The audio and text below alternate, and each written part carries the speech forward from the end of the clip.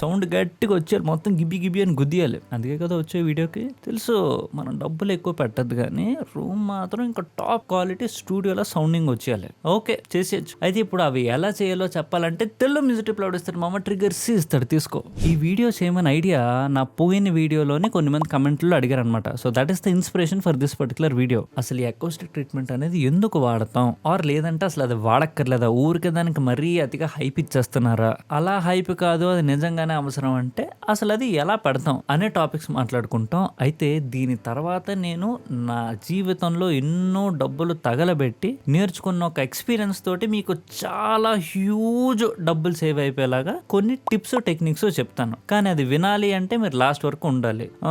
సీనుగాడు సినిమాకి పిలిచాడు వెళ్ళిపోతాను, సావిత్రి సరసాలు ఆడదామని పిలిచింది వెళ్ళిపోతానంటే మరి నేను కాపాడలేను భయ్యో. ఓకే, సో ఫస్ట్ అసలు అకౌస్టిక్ ట్రీట్మెంట్ ఎందుకు అవసరం అని చూసుకుంటే కనుక వుడ్ సర్ఫేస్ కానీ టైల్స్ కానీ గోల్డ్ కానీ ఇలాంటి ఉంటే వాటికెళ్ళి ప్రాపర్ రిఫ్లెక్ట్ అయిపోతుంది సౌండ్. ఈ సాఫ్ట్ సర్ఫేసెస్ లేదా అబ్జర్వ్ చేసే సర్ఫేసెస్ ఉన్నప్పుడు ఏంటంటే అందులోకి వెళ్ళి అలా అబ్జర్వ్ అయిపోద్ది, మళ్ళీ వెనక్కి రాదనమాట. సో జనరల్లీ ప్రాబ్లం ఏమవుతుందంటే ఈ స్పీకర్ నుంచిది ఇలా వెళ్తుంది, ఓకే, ఇలా వెళ్ళి ఆ గోడకి తగులుకొని ఇలా వెనక్కి వస్తుంది. ఇది అవ్వడానికి కొన్ని మిల్లీ సెకండ్స్ అంత టైం ఉంటుంది. అయితే ఈ మిల్లీ సెకండ్స్ అది వస్తుంది కదా అని ఇది పాట ఆపేది కదా, దీని నుంచి ఇంకా నెక్స్ట్ కొత్త డేటా వచ్చేస్తూ ఉంటుంది. సో ఏమవుతుందంటే ఇలా వెళ్తుంది, ఈ డేటా వెనక్కి వెళ్ళింది, ఇది మళ్ళీ ఇలా వస్తుంది, ఇది ఇక్కడికి వచ్చినప్పటికి ఇక్కడ ఇంకో కొత్తది వస్తుంది, ఈ కొత్తది వచ్చినప్పుడు ఇది ఇక్కడికి వచ్చి చిన్న ఫైటింగ్ అయిపోయి మనకి సౌండ్ వినపడాల్సినట్టు వినపడదు అనమాట.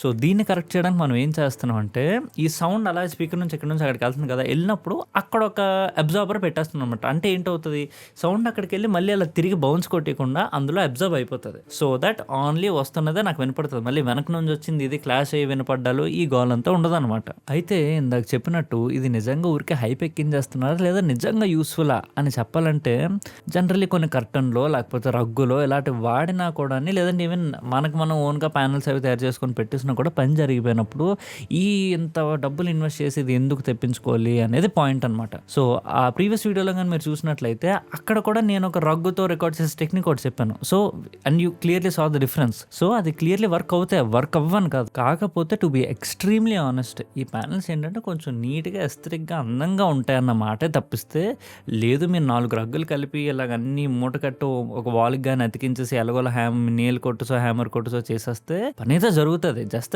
చూడడానికి అంత అందంగా ఉండవు అంతే. ఇప్పుడు మనం అది చూసాం కనుక స్టెప్ బై స్టెప్ అసలు ఇది ఎలా అరేంజ్ చేయాలి అనేది ఒక్కసారి చూద్దాం. ఒక టేబుల్ మీద ఫస్ట్ ప్రాపర్ ఈక్వలేటరల్ ట్రయాంగిల్ వచ్చినట్టు మన స్పీకర్స్ ని పెట్టాలి, మన వైపు యాంగిల్ అయ్యేలా పెడతాం. ఓకే, ఇది ఎలా ఉండాలి, వీటికి ఈ 2 స్పీకర్ మధ్య ఉన్న డిస్టెన్స్ ఆ 2 స్పీకర్ల నుంచి నా వెనక్కి ఆల్మోస్ట్ నేను ఇక్కడ ఉన్నానంటే నా లిజనింగ్ పొజిషన్ ఇక్కడ ఉందంటే నా వెనక్కి ఇక్కడ ఉండే డిస్టెన్స్ సేమ్ అయ్యి ఉండాలన్నమాట. సో దీని డిస్టెన్స్ గానీ సేమ్ ఉంటే అది మన first and foremost step. Second step ఏముంటుందంటే ఈ స్పీకర్స్ హైట్ దాని ట్వీటర్స్ ఉంటాయి చూసారా, ఆ ట్వీటర్స్ సరిగ్గా నా ఇయర్ లెవెల్లోకి వచ్చినట్టు ఉండాలన్నమాట.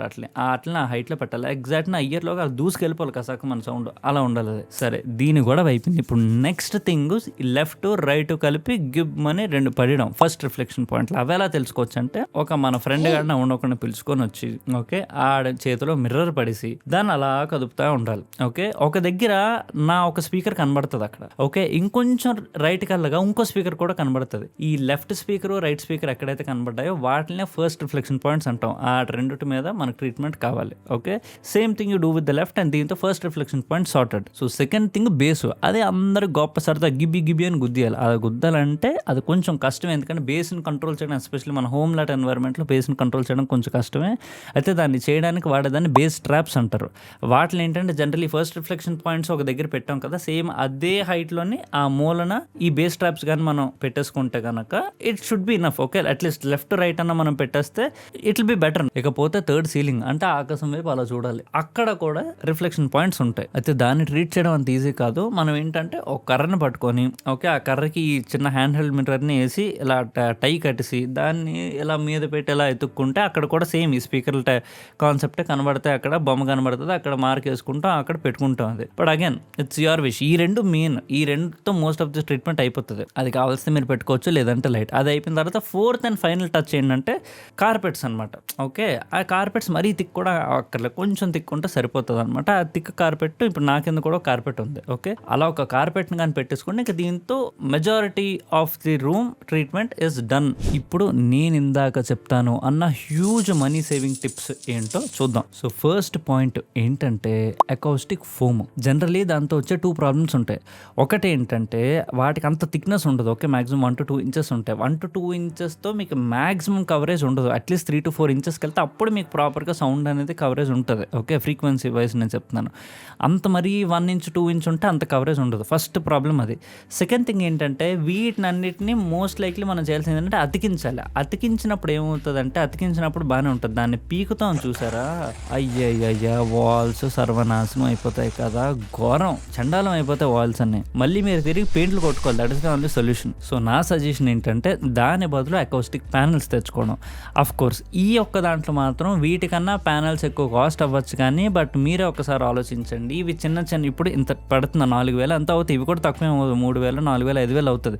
3, 4, 5,000 పెట్టి దానివల్ల పెద్ద డిఫరెన్స్ రాకపోవడం బెటరా, లేకపోతే మేబీ 8,000 పెట్టి దానివల్ల లాట్ ఆఫ్ డిఫరెన్స్ తెచ్చుకోవడం బెటర్ అండ్ చూడడానికి బాగుంటుంది అండ్ వాల్స్ కూడా పాడవు. Obviously second option should be better కదా. అప్పటికి కాదు నాకు ఫస్ట్ అంటే okay sure you can go ahead. గానే సెకండ్ పాయింట్ స్టూడియో మానిటర్స్. దానికి తగ్గ అకౌస్టిక్ ట్రీట్మెంట్ కూడా ఉంటేనే దీని సౌండ్ మనకి ప్రాపర్గా ఉంటుంది అనమాట. లేకపోతే దాని ఫుల్ పొటెన్షియల్ మనం అసలు వినలేం. అండ్ ఇప్పుడు నేను వాడుతున్న ఫర్ ఎగ్జాంపుల్ Yamaha HS5. ఈ Yamaha HS5 ఒక్కొక్కటే 15,000 ఉంటాయి. అంటే 2 కలిపి 30,000 ఉంటాయి. ఈ 30,000 దీని మీద పెట్టే కన్నా మీరు 10-11,000 పెట్టి నేను లాస్ట్ వీడియోలో చూపించిన హెడ్ ఫోన్స్ కానీ మీరు తీసుకుంటే కనుక it will give you proper sound. ఎందుకంటే as I told you last time అది చిన్న స్పేస్ ఉంటుంది కనుక that is already an acoustically treated space. అది you always be getting the best sound అనమాట. కానీ స్పీకర్స్ పెడితే స్పీకర్ మీద మాత్రం ఇన్వెస్ట్ చేస్తే సరిపోదు. రూమ్ ని కూడా మొత్తం రీమోడిఫై చేయాల్సి వస్తుంది. అది చేయకపోతే మీకు స్పీకర్ తో క్వాలిటీ మీకు రాదు. సో అని డబ్బులు పెట్టి కూడా వేస్ట్ అవుతుంది. ఇక final thing I personally feel this is probably marketing gimmick. Microphone shield అని ఒకటి అమ్ముతుంటారు. దింపుతారు ఏదో ఇంత షీల్డ్ దాకా ఒక వార్మర్ లా దింపుతారు దాన్ని. మనం వాడే ఈ మైక్స్ ని కార్డియాయిడ్ షేప్ అంటారనమాట. కార్డియాయిడ్ షేప్ అంటే ఏంటంటే ఇవన్నీ సౌండ్ ని ఎలా రిసీవ్ చేసుకుంటాయి. ఓకే సారీ ఎలా ఎలా కనబడుతుంది ఇలా లవ్ హార్ట్ షేప్ లో. ఓకే బేసిక్లీ అలా రిసీవ్ చేసుకుంటాయి. సో అంటే ఏంటి, ఇలా ఎక్కువ రిసీవింగ్ ఉంటుంది. అంటే ఇటువైపు ఎక్కువ ఉంటుంది. Which is the reason why for example ఇప్పుడు చూడండి నేను ఇక్కడ మాట్లాడుతున్నాను, బట్ ఇలా hello check check check check ఇక్కడ వెళ్తే మీకు పెద్ద సౌండ్ వినపడదు. But check check check check check ఎక్కడికి వస్తే మళ్ళీ మీకు సౌండ్ బెటర్ అవుతుంది. So that is how this mics work. సో ఈ షీల్డ్లు ఏం చేస్తున్నాయి,